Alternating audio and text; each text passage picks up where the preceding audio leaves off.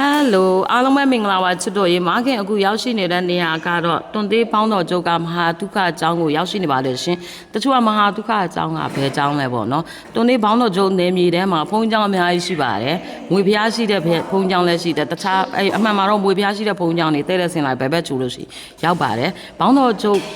ကမဟာဒုက္ခအကြောင်းဆိုတာတချိန်တုံးကပေါ့နော်တခေတ်တကဘောင်းတော်ကျုပ်ဆရာတော်ဖျားကြီးနာမည်ကြီးတဲ့ဘောင်းတော်ကျုပ်ဆရာတော်ဖျားအခုလက်ရှိတဲ့ဆရာတော်ဖျားကြီးရဲ့ရုပ်ကလပ်ကိုပြန်လွန်တော်မူပေမဲ့လည်းရုပ်ကလပ်ကိုတည်ထာ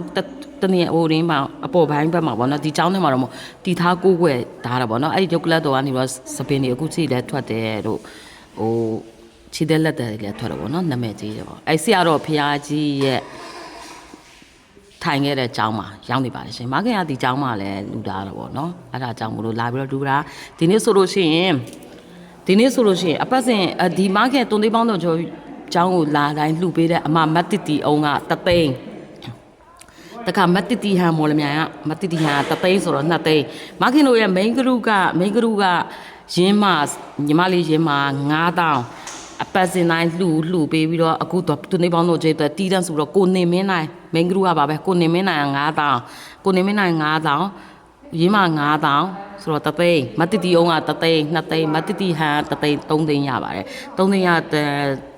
ပြီးတော့မိန်းကလူကမန္တလေးကအမမတ်တင်မိုးပြူကမခင်သူကစီ9ဘိတ်တာပေါ့နော်မြေပဲစီ9ဘိတ်တာနဲ့စံတအိတ်လက်ဆောင်ယူလာပေးတယ်အဲ့ဒီမှာဘယ်လိုဖြစ်လဲဆိုတော့လက်ဆောင်ယူလာပြီးတော့မခင်ကကိုအိမ်မှာတလားစာဆိုတအိတ်တလာတော့ဆန်ကလည်းမှာပြီးတာဖြစ်တယ်မတ်တင်မိုးပြူကုတို့ရသွားအောင်ဆိုပြီးတော့တွန်လေးပေါင်းတော့ကျုံမှာဆန်အိတ်လေးတအိတ်ထဲလူပြီးလိုက်ပါတယ်ဆန်အိတ်တအိတ်ထဲလူတဲ့အတွက်ထုံးစံတိုင်းမခင်ရဲ့ဂရုတွေကပစံ9သိန်းထဲလူလိုက်တယ်ပြီးတော့ဆန်ပြီးတော့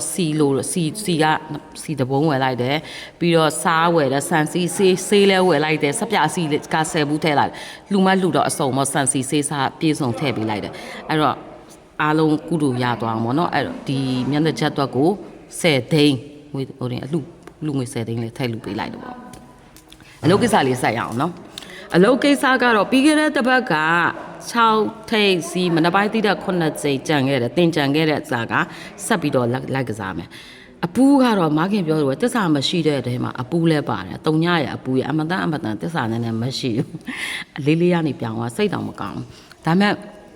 ဘယ်လောက်ထိကောင်းလဲဆိုတင်ကားအားထွက်ရင်လည်းအပူးဆိုတော့ကြားစင်လည်းရှိတယ်ပြီးတော့ဘရိတ်သူ3ကန်လည်းဖြစ်တယ်6ဘရိတ်3ကန်တင်ငါနှစ်လေးဆို6ပရိ3ကန်လည်းဖြစ်တယ်တင်ငါလည်း2ခါထွက်တာလုံးဝ special လေးကြိုက်တယ်မခင်ကအပူးဆိုရင်ဘယ်တော့မှဂျားရက်မှာအပူးတောင်းတော့မပေးဘူးမခင်အဂရုတွေအများတန်း3ထားကြဂရုသမားကြီးရှိပါတယ်ဗီဒီယိုကြည့်တယ်အပူးအဓိကဂျားရက်မပေးမခင်ကအပူးအများတန်းချောင်းကစားတဲ့နေရှိတနင်္လာနေ့မနက်နဲ့တောက်ကြနေမနက်ညအများတန်းချောင်းကစားတယ်ဒါပေမဲ့မခင်ဂရုတွေမှာကအပူးကိုမှန်းပေးလိုက်တာမြူးဘူးပဲမှန်းပေးလိုက်33558833ဆိုတာမြူးကနအဲ့ဒါပဲပြင်တယ်ယူကနာလည်းအဲ့ဒါ3580တဲကပဲဟိုတီပေါ့နော်အဲ့လိုဖြစ်နေအဲ့ဒါပါအဲ့တော့အပူးကြစဉ်ကဆက်ပြီးရှိတည်တယ်ပရိသူ3ကန်ဖြစ်တဲ့သင်္ကားဖြစ်တယ်အဓိကပြောချင်တာအဓိကအချစ်တို့လိုက်ခြင်းတဲ့အကြောင်းအရာကတော့အမမ်ခင်ရဲ့မော်မြူလာမှာရှိပြီးသားဖြစ်တယ်94အာထွက်ရင်135ခွန်အခွေအပူးပါနဲ့68အာထွက်ရင်135ခွန်အခွေအပူးပါဆိုတဲ့68ကော94ရောတရက်တည်းစုံတဲ့အတွက်အချစ်တို့ရဲ့အရန်ကြီးကန်ကောင်းပါတယ်ဒီတစ်ပတ်၄လုံးခွေပါပဲ135ခွန်အခွေအပူးပါဂရန်ဒီတော့မရှိဘူးတို့တော့ထွက်ကိုထွက်ရမယ်ဘာလို့ထွက်ကိုထွက်မှာ94တချမ်းနဲ့တက်လာရင်တော့မှ135ခွန်အခွေပေးချတယ်ပေးတယ်85ရာခိုင်နှုန်းမဟုတ်90ရာခိုင်နှုန်းတိပေးတယ်94ထွက်ပြီးဆိုပြင်းမြင်လိုက်135ခွန်အခွေ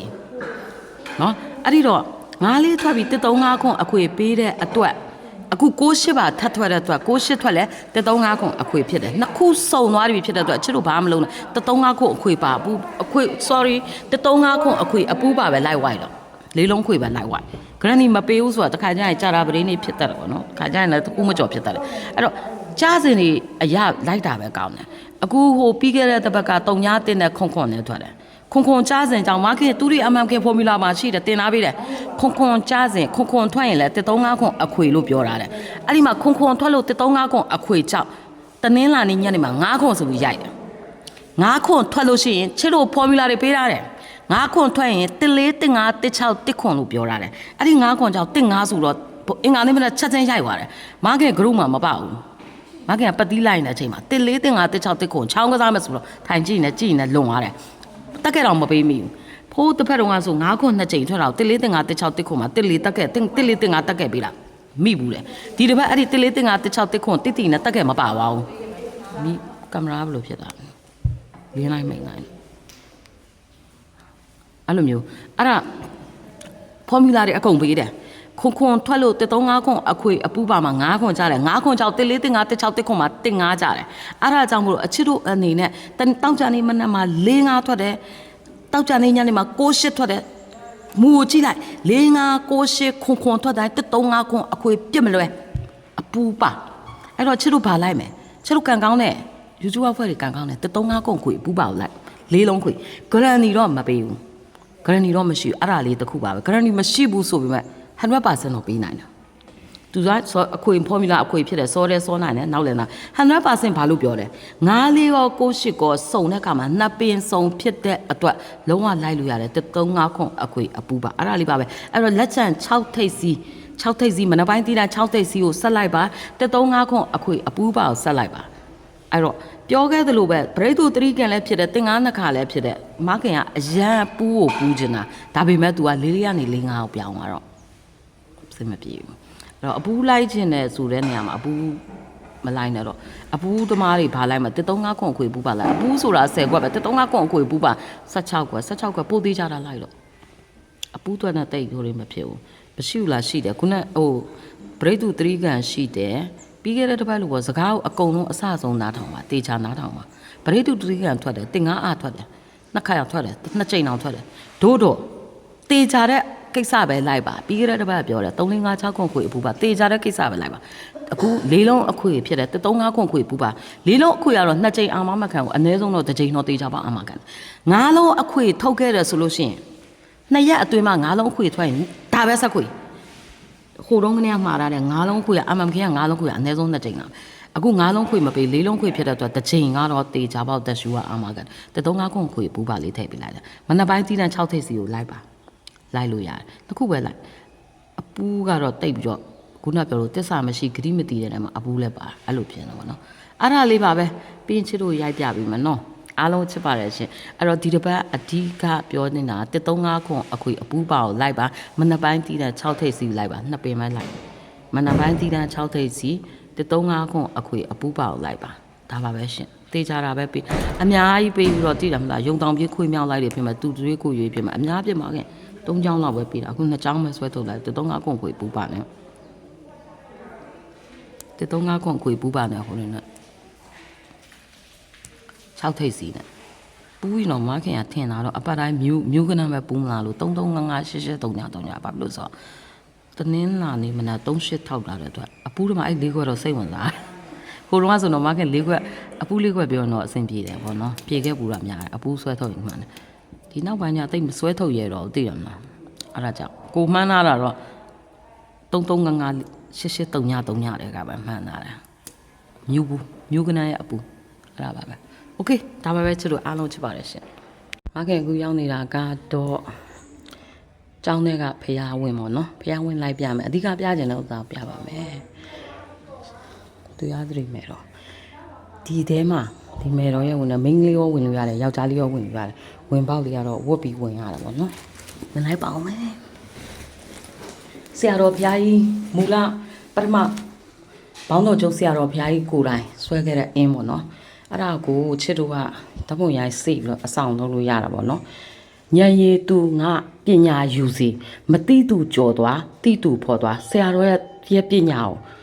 အင်းဟာဒီမှာမြုပ်ထားတယ်အဲ့တော့ဉာဏ်ရည်သူဆိုတာငါပညာယူစီဒီအင်းအကောင်းဆုံးကတော့ချစ်တို့ကိုယ်တိုင်လာပြီးစာတာဘာဝအောက်မှာစာတာဘာဝပုံစံ၄ထောက်ကွက်ပေါ့နော်ဒီမှာကျတော့ဆရာတော်ဒိတ်ပေါ့စာတာဘာဝတော့မဟုတ်အဲ့လိုမျိုးအင်းစာတာဘာဝတော့မဟုတ်တခြားကပေါ့နော်ဒါပေမဲ့ကိုရီးယားတော့ဒါတွေကတိတ်တော့နားမလဲဒါပေမဲ့ဆရာတော်ကိုယ်တိုင်ဉာဏ်ရည်သူတဲ့ငါပညာယူစီမတိသူကြော်သွားတိသူဖော်သွားငါရောက်ရဲ့ဟိုလည်းချစ်သူစီတာပြီးတော့ဆောင်းတာအရန်ကောင်းတယ်ကဲလာခဲ့ရဆိုလို့ရှိရင်ဆူတောင်းလို့ရတယ်လက်လေးတင်ပြီးတော့ချစ်သူဆူတောင်းလို့ရတယ်စားတာပါဟုတ်စားတာမပါဒါဆရာတော်ရ ကန်ရိုက်ပြအဲ့တော့ကင်ပြီးတော့ကိုလိုချင်တာစုတောင်းပေါ့နော်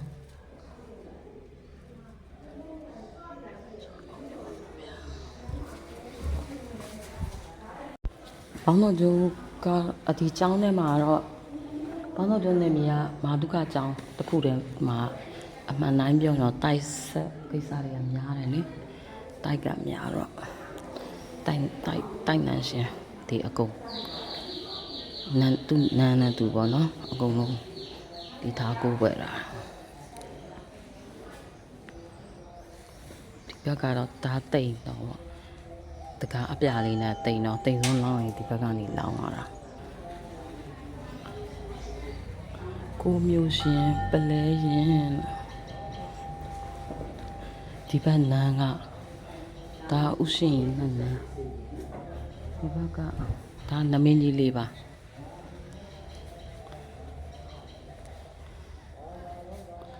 တာယထ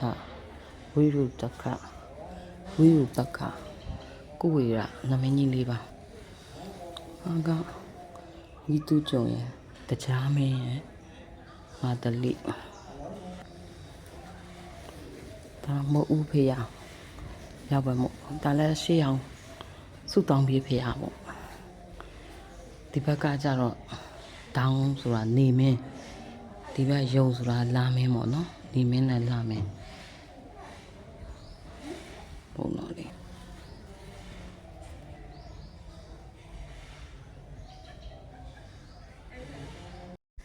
အောင်မြေနင်းလာပါရှင်ဒါ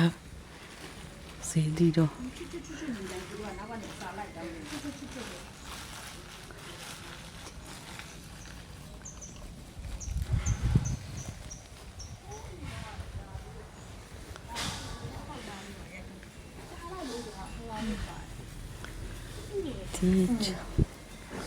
ဒါဆရာတော်ဘောင်းတော်ကျုပ်ဆရာတော်ဘုရားရဲ့တက်ခံဆိုတာကူဝင်ပေါက်ကဟိုဘက်ပေါ့နော်ဒါပေမဲ့ဝင်လို့မရအောင်ပိတ်တာဆိုတာရခင်မူလဘောင်းတော်ကျုပ်ဆရာတော်ဘုရားရဲ့ဒီကူထဲမှာတရားကျင့်တာလာနဲ့ကြည့်အစားတော့ရေရောဘာမှမရောအကုန်လုံးဖြတ်တောက်ပြီးတော့လာချီဝင်ပြီးတော့တရားထိုင်တာအဲ့တော့ဆရာတော်ဘုရားကြီးတက်ခံရဲ့ဘေးနာအပြရောင်ဒီအပြရောင်မှာအောင်မြေလောက်တာပေါ့နော်ဘုရားရဲ့အောင်မြေအခုလက်ရှိဆရာတော်ဘုရားဥပမောခကျုပ်လည်းဒီမှာပဲတရားကျင့်တာပေါ့ပြောရမလို့တရားကျင့်တဲ့ဝင်ပေါ့နော်နေရာပေါ့မိန်းကလေးလည်းဝင်ပေါက်ကတော့ဟိုဘက်မှာရှိတယ်ပေါ့ဒါဝင်ပေါက်ဝင်ပြီးတော့ကူတယ်ဒါကူပေါ့နော်လိုက်ဒီကူလေးဒီကူထဲမှာကျင့်တာပါအဲ့တော့ဆရာတော်တရားကျင့်တဲ့နေရာဘေးနားမှာပဲဒီအပြောင်းမှာတီးတဲ့အောင်မြေဘောင်းတော်ကျုပ်ရဲ့အောင်မြေတီးထားပါတယ်ရှင်ဒါဘေးကအရန်စီတီလေးတော့တိတ်ဆိတ်ပြီးအေးချမ်းတခွန်တိုင်းကန်းကိုပဲများ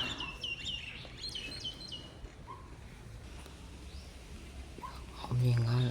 မြေကနေဆိုတော့တားတယ်ဒီရဲ့အောင်မြေကနေပြီးတော့မတည့်ရလို့ရှိရင်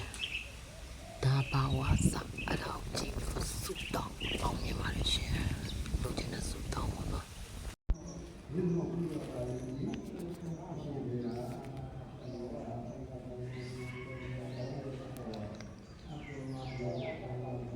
ဒီပြန်လာဖေ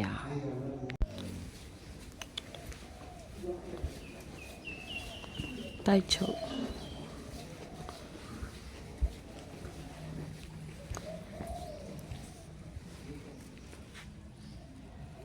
ဒါကဘာရကတဲ့